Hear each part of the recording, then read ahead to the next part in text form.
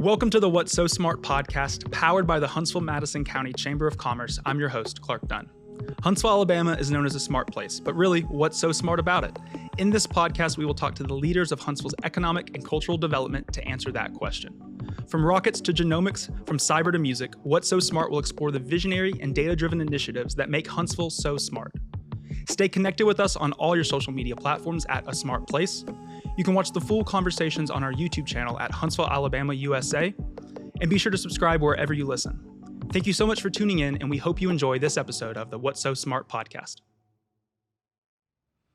Hey everyone, I'm Clark with the What's So Smart podcast. Today I have the opportunity to sit down with Neil Lamb, President of HudsonAlpha, to learn a little bit more about what makes Huntsville so smart. Thank you so much for joining me today. I'm super happy to be here, Clark. Yeah. Thanks for having me. I'm excited. It seems like you've had a pretty amazing career here in Huntsville, 17 years at HudsonAlpha. But talk a little bit about where you're originally from and what would ultimately lead you to pursue a molecular biology degree at Auburn. Sure. So I was born in Tupelo, Mississippi, and when I was 7, we moved to Chattanooga. I got my undergraduate degree at Auburn University. I grew up the son of an engineer and a nurse, and all of my Christmas and birthday presents were science themed. There you go. So it was kind of meant for me to end up in science. It was kind of ingrained in me. You know, that's a great nature versus nurture question, but we can leave that for later. I graduated from Auburn and then went to Emory to get my PhD in human genetics and really fell in love with the whole field of genetics and genomics at that point. And then took a couple of interesting detours, which we probably won't have time to talk about. I spent some time working in a large church. Okay. I came back, I taught medical school, I ran a genetics lab, and then in 2006 got the incredible opportunity to come to HudsonAlpha, which was at that point literally a hole in the ground. They were just building it up. Wow. And I got to take the lead putting the education team together and did that for 15 years. And then in 2022, I stepped into the role of president. Yeah. So what was your understanding or knowledge about Huntsville at the time? Were you excited to move here? Were you excited for the possibilities that Huntsville offered? Or was Huntsville kind of not something you were too familiar with at the time? Well, I married a Huntsville native. Perfect. So I knew a lot about Huntsville. We came back to Huntsville multiple times a year, and I loved the size of the city. I loved the community. And so when I got the opportunity to apply for the job and then was offered the job, I scored major bonus points with my in-laws because I brought their daughter and 3 grandkids home to Huntsville. And it's been an amazing city to live in. I love being a part of the Huntsville-Madison County community. Yeah, and it's super interesting that you come back and you're Huntsville looked a lot different when you first moved back. 17 years ago is night and day different than what it is today in 2024. Besides, obviously work is a big part of the reason you've stayed here, HudsonAlpha, and the work you're doing there, and family is also a huge part. Is there any other elements about the Huntsville community itself that really has just tied you down and said, hey, I'm never going to move away, this is my home? I love the way that the community values education. That struck me from the very beginning, that education was important, that lifelong learning was important, that there were all these groups of people at all ages that always wanted to learn more. I was at an event last night at HudsonAlpha, and there were 350 people there simply because they wanted to learn more about new advances in genetics and genomics. You don't find that in a lot of communities, but I think that speaks to the power of a community that understands why lifelong learning is so important. Yeah, and I think, Huntsville native myself, everyone thinks they just the growth of HudsonAlpha and just what HudsonAlpha is. You think you kind of know what's going on, but there's so much more that's going on there than, I guess, that meets the eye. Talk a little bit about the structure of HudsonAlpha and how it's more than just everything being done there is not necessarily just HudsonAlpha. There's a bunch of associate companies there as well. Yeah, HudsonAlpha is a little complex to talk about. So we're a nonprofit, a 501c3, and we're composed really of 3 big arms, 3 kind of mission areas, all focused around how we use the power of genomics, so DNA, to make the world a better place. And those 3 arms are research, economic development, and education. So our researchers are focused on how do we use genetics and genomics to better understand human health, which I think we're going to talk about in just a minute, and also sustainable agriculture. Each of those scientists has a lab, and they're working on specific projects. There are 50 associate companies on the campus of HudsonAlpha, and those are independent companies. Many of them work with us, many of them work with each other. In some cases, we're simply their landlord and they're our tenant, but most of them have other connections with our other mission areas. And if you look at the 1,200 people on the HudsonAlpha campus, the vast majority of those are in those associate companies. Okay. And then the third arm of the Institute is really focused around education. And that's a really dynamic team that builds activities and programs and pathways designed to create a more genomically literate and engaged society and to excite the next generation of people that are going to work in the biosciences. Yeah. So all those three pieces, research, economic development, education, all come together. You've got the nonprofit with about 220 people on it, and then you've got all these other hundreds of individuals in the independent associate companies. Wow. Yeah, I mean, I think like this, the scale at which it's the work being done there. I mean, you're constantly building new facilities. The ag tech side of HudsonAlpha has grown a ton too. But obviously, with this podcast being the What's So Smart podcast, I mean, obviously Huntsville itself is a smart place, but the HudsonAlpha itself and Huntsville are both smart places, and I think the work being done there is incredible. What's so smart about genomics-based medicine and the work that particular work being done at HudsonAlpha? It's a great question. So let's take a step back. Genomics is the study of the DNA that lives inside an organism, inside you and I. Each of us has a human genome. That's a set of genetic recipes that help our bodies function the way that they are supposed to. Most of those recipes tell our body how to make certain kinds of proteins like insulin or hemoglobin or collagen. Many diseases have a genetic basis in whole or in part. So there are changes in those genetic recipes, maybe really rare changes that impact 1 in 10,000 individuals, or maybe they're changes that are much more common around things like diabetes or neurodegenerative disease. And then there's a really big a big influence of our environment. So it's not just what were you born with, but what do you do in terms of your diet and the environment that you find yourself in. So genomic medicine, or sometimes it's called predictive medicine or precision medicine, is the idea that if you know your genes, if you've read your genome, a whole or in part, and you know some of your genetic risk factors, you better understand the things that you are at risk of developing over your lifetime, and you and your physician can take specific steps to try to reduce that risk. Or you have a better understanding of the types of medicines that your body is likely to use correctly, or that medicines that might work against you. And so you and your pharmacist and physician can make decisions about what medicine should we start with and what should we stay away from. So that whole concept is a smart concept because it ideally moves us away from treating only based on symptoms, but having additional information that can help us identify risks of disease early, better understand outcomes, and think about specific preventions or treatments. So, and I know that the work being done at HudsonAlpha is not just a Huntsville only. You're not only supporting just Huntsville, you're supporting a variety of areas throughout the state, a variety of areas across the country. How has this unique approach that HudsonAlpha has been able to accomplish really kind of gone to that global effect? Science today is incredibly collaborative. Almost never will you now find one individual who is responsible for the whole body of knowledge for a specific subject. So it really is a team sport. HudsonAlpha has a lot of expertise around being able to analyze and read our DNA, our genomes, and then explore the function of those specific changes in the recipe.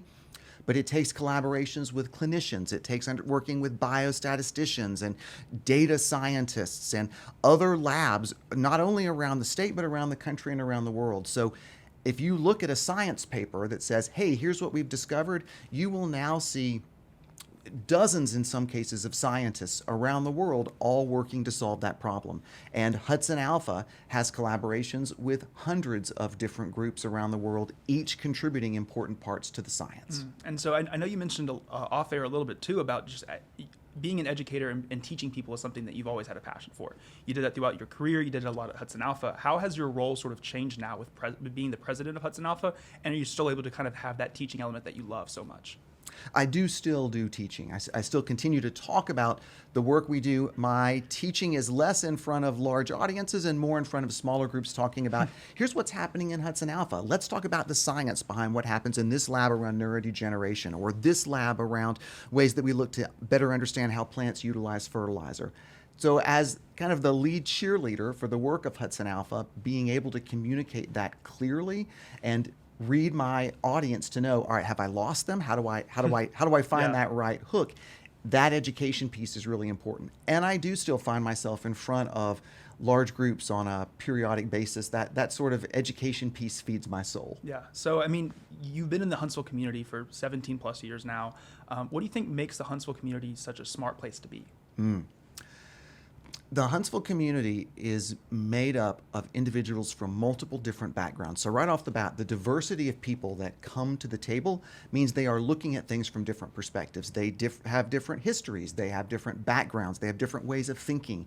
And the city values that kind of difference. It doesn't require everyone to be exactly the same way. So I think the fact that the city attracts people from all over and values that level of difference is one of the key starting blocks. I also think that you have, like I said at the beginning, a community that values education, that values people continuing to learn and gain more knowledge, and recognizes in themselves the desire to continue to understand more. So it's a curious community, always asking why, or what next, or what does this mean, or how could I contribute to that. So it's amazing. You go to the grocery store, you go to a restaurant, and you rub elbows with people from all different walks of life, from all different perspectives. And I believe everybody sees that there is something that they can learn from their neighbor. And that's an incredible quality to be able to cultivate in a community. Yeah, and I think I've seen it. Even though Huntsville's growing so much, I think it's hard to go out and see someone you know, or have a conversation with somebody that you work with, or see somebody that's in the same realm or in the same building as you. Especially with so many people at HudsonAlpha. I mean, I bet you go out all the time and you run into people that you work with. With living in Huntsville and as Huntsville's continuing to grow, what are some of your favorite things to do in Huntsville? Favorite places to go that it really helps you solidify and calling Huntsville home? Yeah, I love how easy it is to get out and walk, to walk in the green spaces, to walk up and down, whether it's Rainbow Mountain or Montesano Mountain, to be able to quickly step out of an internal space and walk. Even if I'm just walking down the double helix, McMillan Park on the HudsonAlpha campus, being out in green space. I also love the fact that I can easily get out of the hustle and bustle of the city and get to more quiet country spaces. My wife and I live in Madison in a subdivision off of County Line Road. And when we first moved out to Madison, out on that side, everyone thought that we lived out in the middle of nowhere. And nowadays, County Line Road is chock-a-block full of all different kinds of restaurants and shops. And my wife and I do a lot of walking, especially on the weekend, 7 or 8 mile walks. And so we'll walk up and down County Line Road, or we'll walk to the green spaces, and just having that at our fingertips, but also being able to go to places that are a little more secluded, a little more quiet is really fantastic. So thinking of this your whole time here in Huntsville, is there a unique experience that you can think of, or a couple of unique experiences that kind of just weren't really what you expected?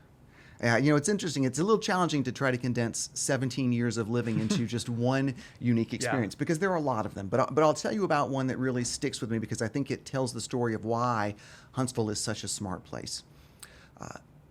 In late 2021 and into 2022, I had the opportunity to partner with a group of people across the state to develop a television show that aired on Saturday mornings for PBS. Okay. It was intentionally aimed at that middle school student audience that talked all about STEM, and so science, technology, engineering, and math, hands-on activities, experiments that viewers could try at home, but also linked them to people around the state working in these fields using that very same set of learning materials.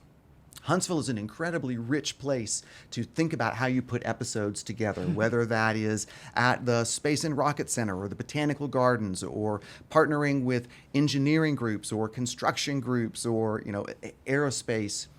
And so being in all of these different settings where literally within 5 minutes I could leave HudsonAlpha and interact with people who were who were testing concrete for stability, or who were exploring ways to get more to feed the world, or we had a link through Marshall Space Flight Center with the astronauts on the International Space Station.